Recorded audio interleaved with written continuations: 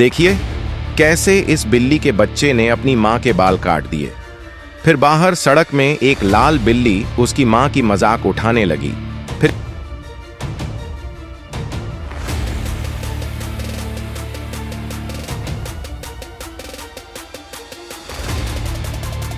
इस बच्चे ने चोरी से लाल बिल्ली के बाल काट दिए और उसे सफेद रंग लगाकर अपनी माँ के टकले में लगा दिया।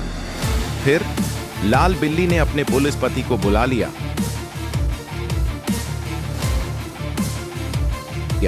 और दोनों को पकड़ DDDH कर ले गए।